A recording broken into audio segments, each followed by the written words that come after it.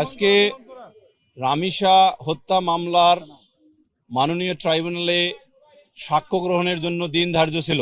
রাষ্ট্রপক্ষে মোট 16 জন সাক্ষীর সাক্ষ্য গ্রহণের জন্য উপস্থাপন করলে মাননীয় ট্রাইব্যুনাল যথাযথভাবে উক্ত 16 জন সাক্ষীর সাক্ষ্য অর্থাৎ জবানবন্দি ও জেরা লিপিবদ্ধ করেন উন্মুক্ত ট্রাইব্যুনালে।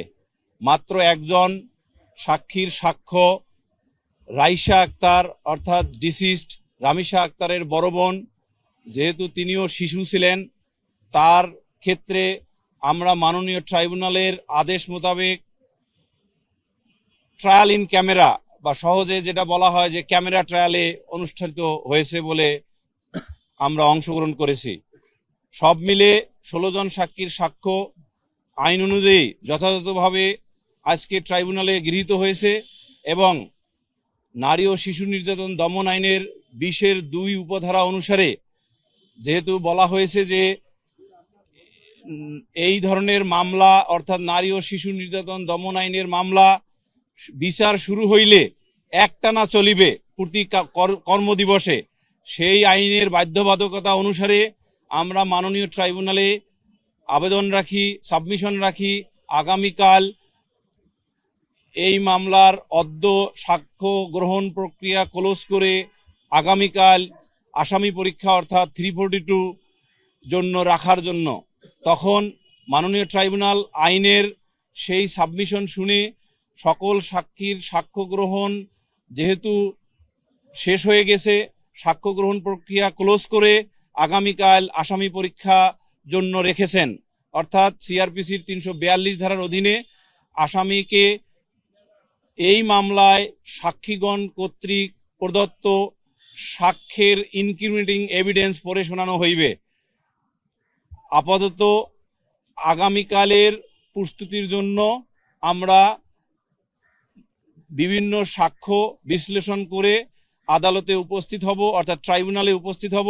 মাননীয় ট্রাইব্যুনাল আগামীকাল আসামি পরীক্ষা করে তার বিবেচনায় যেদিন যথোপযুক্ত মনে করেন সেদিন আর্গুমেন্টের জন্য তারিখ নির্ধারণ করলে সেই তারিখে এসে যুক্তিতর্ক বা আর্গুমেন্ট আমরা করিব। আমাদের সকল সাক্ষী উপস্থাপন করা হয়েছে, একজন নয় 2 জন সাক্ষীর সাক্ষ্য আমরা মনে করেছি প্রসিকিউশন পক্ষে যে তেমন প্রয়োজনীয় না। একজন হলো ইএস অর্থাৎ আসামির গ্রামের ঠিকানা যাচাই বাছাইয়ের জন্য তার এলাকার একজন যে এসআই বা এএসআই দিয়ে তার ঠিকানা যাচাই করার জন্য যে ইএস বা এনকোয়ারি স্লিপ বার্তা পাঠানো হয়, সেই একজন সাক্ষী। আরেকজন হলো এই মামলার যিনি রেকর্ডিং অফিসার অর্থাৎ যিনি এই মামলাটা শুধুমাত্র বিপি ফর্ম 27 রেকর্ড করেছেন, করে তদন্তকারী কর্মকর্তাকে তদন্তের জন্য হাওলা করেছেন। এই 2 জনকে রেকর্ডের বহির্ভূত কোনো তথ্য বা স্টেটমেন্ট আদালতের প্রসিডিংয়ে গ্রহণযোগ্য না। সেই ক্ষেত্রে আমি এও বলেছিলাম এবং আজকে সেই কথায় আবার পুনরায় উচ্চারণ করছি, অনেক ক্ষেত্রে প্রফেশনাল আসামি বা ক্রিমিনালগণ সাধারণত অপরাধের ঘটনা ঘটিয়ে ভিন্ন দিকে তদন্ত এবং বিচার প্রক্রিয়া ডাইভার্সন করার জন্য ভিন্ন ভিন্ন কথা বলিতে থাকেন। সেগুলো আমাদের যেহেতু রেকর্ডের বহির্ভূত, সেগুলো এই মামলায় বিচারিক প্রক্রিয়ায় বিবেচনাযোগ্য নহে। 1882 সালে মুলুক চাঁদ চৌকিদারের মেয়ের, সেই মেয়েটিও ছিল 9 বছরের একটি শিশু কন্যা, তার হত্যাকাণ্ডের সেই বিচারটি মাত্র একদিনে অর্থাৎ 16ই মে 1822 সালে নদিয়া জেলার দায়রা আদালত, তৎকালীন দায়রা আদালত সম্পন্ন করেছিলেন।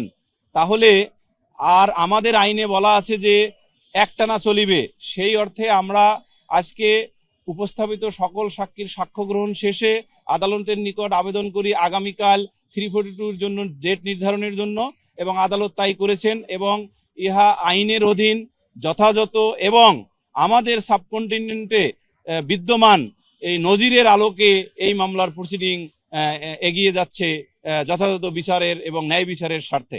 যিনি পোস্টমর্টেম করেছেন তিনি তার পোস্টমর্টেমের ওপিনিয়নে আজকে উন্মুক্ত ট্রাইব্যুনালে সাক্ষ্য দেওয়ার সময় বলেছেন, there are signs of recent forceful sexual intercourse. এখান থেকে বোঝা যায় ক্লিয়ারলি মেডিকেল এই ওপিনিয়ন থেকে যে ভিকটিম রামিসা আক্তারকে প্রথমে ধর্ষণ করা হয়েছে, তারপরে যেহেতু তার হেড ডিক্যাপিটেটেড অর্থাৎ বিচ্ছিন্ন করা হয়েছে, হাত বিচ্ছিন্ন করা হয়েছে, এবং তার যেহেতু মৃত্যু হয়েছে তাহলে হত্যা এবং ধর্ষণ দুটোই প্রমাণিত হয়ে গেছে তার এই এভিডেন্স থেকে। তাই এখানে যেহেতু এক নম্বর আসামি সোহেল রানা এবং 2 নম্বর আসামি স্বপ্না খাতুনের বসবাস করা ফ্ল্যাটের তাদের শয়নকক্ষে এবং তাদের ব্যবহৃত বাথরুম এবং ফ্লোরে সমস্ত আলামত, ধর্ষণ এবং হত্যাকাণ্ড পরবর্তী যে আলামতগুলো সব পাওয়া গিয়েছে। সুতরাং তাদের এই দায় এখানে এই যে সার্কামস্টেন্সিয়াল এভিডেন্স বলে আরো একটি, সেই সার্কামস্টেন্সিয়াল এভিডেন্সের আলোকে দিবালোকের মতো প্রতিষ্ঠিত এবং প্রমাণিত। আরেকটা জিনিস মনে রাখবেন, মানুষ মিথ্যা কথা বলতে পারে কিন্তু সার্কামস্টেন্সিয়াল এভিডেন্স কখনো মিথ্যা কথা বলে না। জোরপূর্বক ধর্ষণ এবং হত্যা এই ঘটনায় যে আজকে যে বিচার চলছে, এই বিচারের মাধ্যমে বা এই বিচারের পরবর্তীতে রায় এবং বিভিন্ন কিছুর মাধ্যমে আমরা মনে করি যে আমাদের দেশে নতুন একটি অধ্যায়ের সূচনা হবে এবং এই ধরনের নৃশংস ঘটনার আমরা সর্বোচ্চ জাতি এবং সারা দেশের মানুষ সর্বোচ্চ শাস্তি চাচ্ছে এবং সরকারও আন্তরিকভাবে এই ঘটনার সুষ্ঠু বিচার এবং চাচ্ছে এবং দৃষ্টান্তমূলক সরকারও আমরা এই ঘটনার শাস্তি চাচ্ছে।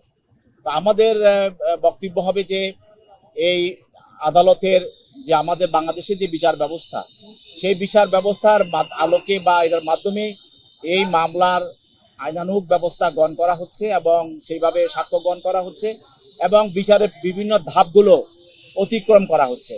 তা আমরা আশা করছি যে এই ঘটনার সর্বোচ্চ শাস্তি হবে এবং এর মধ্য দিয়ে বাংলাদেশে একটি বার্তা যাবে, যারা এই ধরনের নৃশংস ঘটনা করবে তাদেরকে কোনোভাবে ছাড় দেওয়া হবে না, তাদের বিরুদ্ধে জনগণ এবং রাষ্ট্র এবং সরকার সর্বোচ্চ ভূমিকা পালন করবে তাদেরকে শাস্তির আওতায় আনার।